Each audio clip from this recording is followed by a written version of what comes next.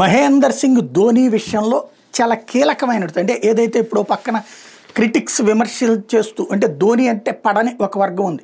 వాళ్ళు గంగూలీ అభిమానులు అయ్యి ఉండొచ్చు, లేదంటే సెహ్వాగ్ అభిమానులు అయ్యి ఉండొచ్చు, రాహుల్ ద్రవిడ్ అభిమానులు అయ్యి ఉండొచ్చు. ఇట్లాంటి వాళ్ళు ఇప్పుడు క్రికెట్ సినిమాల్లో అభిమానులు ఎట్లా తయారయ్యారో అట్లాగే క్రికెట్ అభిమానులు కూడా ఒకళ్ళనొక్కళ్ళు శత్రువుల్లా చూసుకుంటున్నటువంటి పరిస్థితి పెరుగుతోంది క్రమంగా. ఐపీఎల్ పుణ్యమా లేకపోతే క్రికెట్ మీద పిచ్చ పెరిగిన తర్వాత తెలియదు.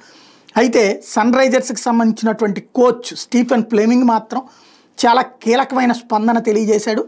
మోకాలి సమస్య కారణంగానే ధోని పూర్తి స్థాయిలో పరిగెత్తుతూ 10 ఓవర్ల పాటు బ్యాటింగ్ చేయలేడు, అది అతనికి తెలుసు. గత వారం బెంగళూరుతో మ్యాచ్లో ధోని 9వ స్థానంలో బ్యాటింగ్కి వచ్చినటువంటి అంశానికి సంబంధించి అతను ఇచ్చిన వివరణ, అలాగే ఆదివారం రాజస్థాన్ రాయల్స్తో 4లో 7వ స్థానంలో దిగడం, దీని గురించి చెప్తూ అతడి శరీరము అతడి మోకాళ్ళు పాతలాగా ఉండవు, ఒకప్పట్లా ఉండవు, బాగానే కదులుతున్నాడు, కానీ 10 ఓవర్ల పాటు పూర్తి స్థాయిలో పరిగెడుతూ బ్యాటింగ్ చేయలేడు, కాబట్టి తానేమి ఇవ్వగలడో అతనే అంచనా వేసుకుంటాడు.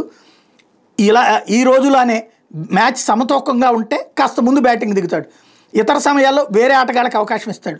నేను లాస్ట్ ఇయర్ చెప్పినట్టే అతడు మాకు చాలా విలువైన ఆటగాడు, అతడి వికెట్ కీపింగ్ నాయకత్వం మాకు అవసరం అంటూ ఫ్లెమింగ్ చెప్పుకొచ్చాడు. అదే సందర్భంలో ధోనికి సంబంధించి విమర్శలు ఇవి కొనసాగుతూనే ఉన్నటువంటిది అయితే ఉంది.